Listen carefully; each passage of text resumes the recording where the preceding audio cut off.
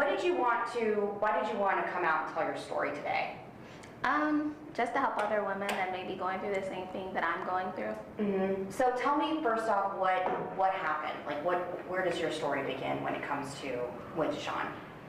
Like, where did it start? Yes. Like, did he contact you, or what happened? Yes, he contacted me through the DM, April of 2019, I believe, and that's how it started. And what exactly happened? What transpired? Just give me details on what happened after the DM. So you got this direct message from him? Yes, got a direct message, said he was interested in getting a massage. I let him know I don't do massages, and that's on my Instagram page, but I was trained in it. Okay. From there, he said he wanted to come in. He was fine with that. He wanted to come in, get a massage by me. We set up an appointment for that afternoon. And you said that you told him you don't do massages, though? I did. Oh, you did at the time? No, I told him I did not do massages. Okay, and what did he say? He was fine with that. So he asked to come to your place of business for a massage, even though you said you don't do massages? Exactly. So when that happened, when he asked you to do a massage, what was your response to that? I said I'm not trained. I said I'm trained in massage, but I don't offer them, like, publicly. But, you know, he's an athlete, thought it was great for my business. I had just opened up a month prior, so I thought, you know, my marketing was great and everything, so I was flattered. And what happened when he came? It was that afternoon he came in, right? Yes, that afternoon. He reached out to me that morning. So what happened when he came? And this was, you said what date again? Don't remember the specific day, but it was April of 2019. Okay, and so he came in and what happened?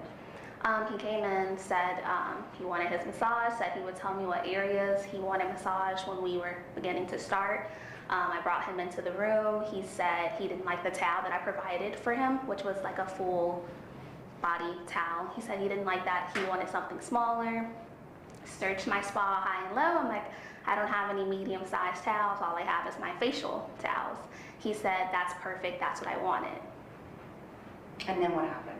After that, he got changed. I left out of the room to let him get changed. When I came back in, he was completely naked, face down, and the towel only covered his butt. And what were you thinking when you saw that? I was like, he's a big football player, like that's a pretty small towel. It just kind of threw me for a loop a little bit, but maintained my professionalism and said we can begin our massage. And so you started the massage, and what happened? That's when he instructed me what areas he wanted massaged. He said he was very particular. He only wanted his glutes, his hamstrings, and his thighs massaged. Thought that was a little irregular, but he must have seen my face, and he was like, I do a lot of running and kicking, so that's necessary. So I said, okay, and that's where I started on his hamstrings. And then what happened? After starting on his hamstrings, he instructed me to go closer to his glutes.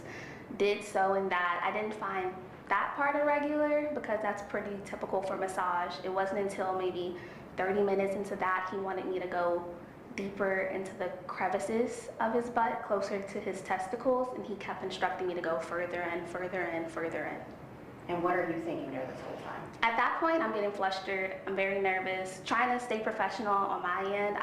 Like I said, I'm not a massage therapist. Although I was trained in massage, that was a little bit different and difficult for me. And what did it lead up to? From there, just continued the massage for maybe about an hour or so. He kept instructing me to kind of go deeper in. I didn't oblige because I was pretty uncomfortable, so I stayed pretty much in the hamstring area. Then he, in return, flipped over on his back. He said he wanted his pelvic area massaged. We started there. At that point, I was uncomfortable because the towel had fell. He instructed me to leave the towel down, so he's completely nude, penis erect, and everything. At this point, I'm very, very uncomfortable. I wanted to end the session, but at the time, I was very scared. I was nervous. I didn't know how to. So I continued the massage. His penis touched me more than a couple of times. He would keep instructing me to kind of get closer, stay within that pelvic area, and that's pretty much where it went until he ejaculated. And what did you do then? After that, that's when I kind of wrapped up the session, said, we're done. You can go ahead and get changed, and I'll meet you right outside.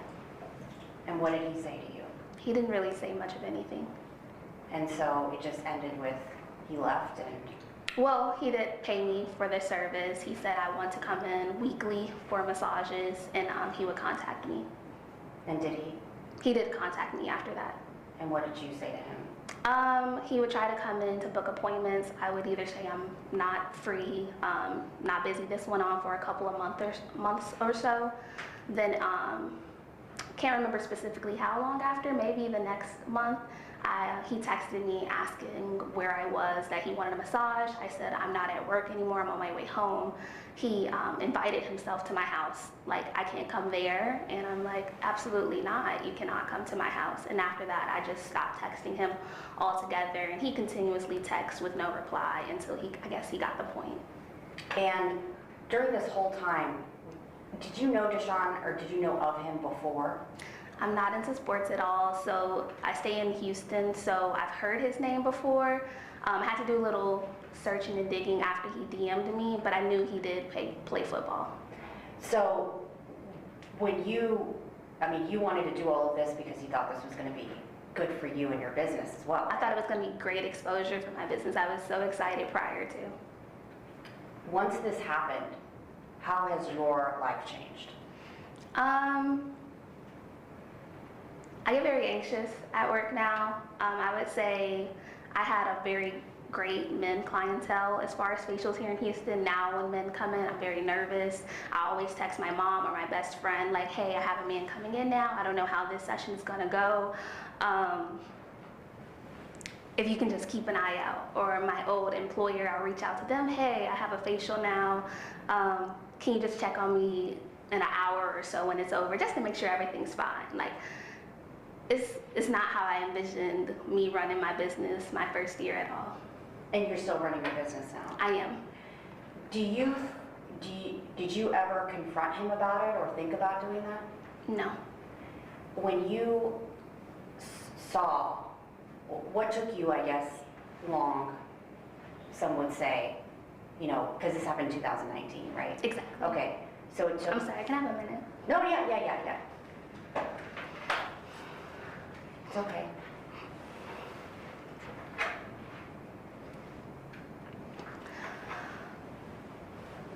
Is there some tissue? Absolutely, yeah.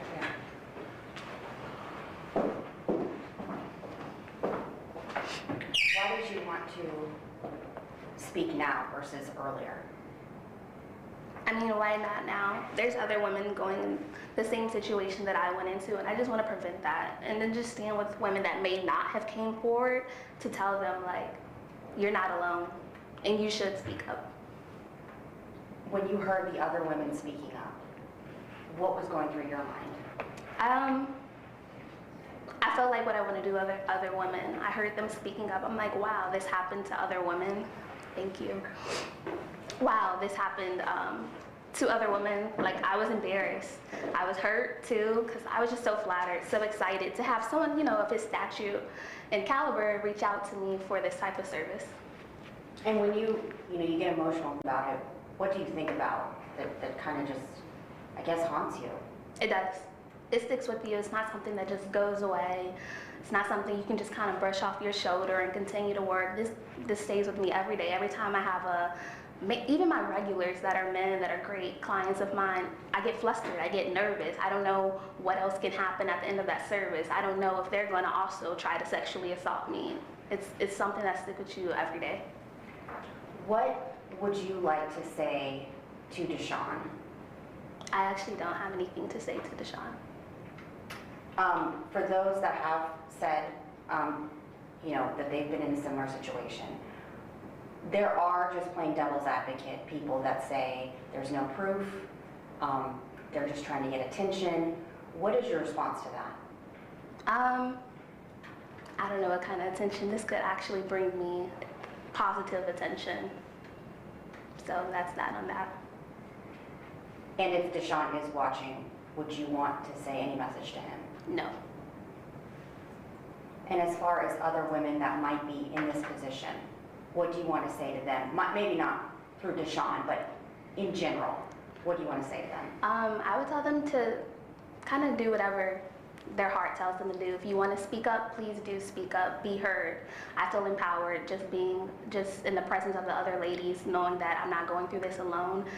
Necessarily, if they don't want to speak up, that's their choice as well, but I would urge them to speak to someone, even if it's not publicly. Talk to a family member, a counselor. That's helped me a lot during this time. Me and my therapist, we've talked about it. It's great. I'm glad I don't have to go through this alone, and I have some type of guidance. When you hear the other women talking in detail of what happened to them, I mean, does it just disgust you? I mean, what goes through your mind because you apparently saw something like this? It does disgust me, actually. I'm embarrassed too that I'm a victim of it. I'm ashamed to say that, but I am embarrassed. I feel naive when I think about it, like, why did I allow this to happen to myself? But like I've been discussing with my therapist, this is no blame on myself. And Deshaun was at practice recently. I don't know if you saw that or heard about it. No. But him going about his business, doing his regular, coming to practice, practicing, and all that with the Texans. What do you think about all of that? I feel like it's pretty typical. I feel like every sexual assault case plays out that way. It's pretty typical of a man to kind of go on without their lives with no, remorse or feeling sorry. And for those fans of Deshaun or people who support Deshaun and say they don't believe all of these accusations, what do you say to them? To just take a step out of social media to remind themselves you don't know these people in real life and what they're capable of behind closed doors and what actual victims are feeling and going through. All right. Is there anything else you'd like to add or make sure that you say? No, ma'am. All right. Is there anything I'll add? Well, thank you so much for doing Thank you. this. So your business is still, you've been doing it, you said 2 years? Yes. And you've continued? Yes. Okay, all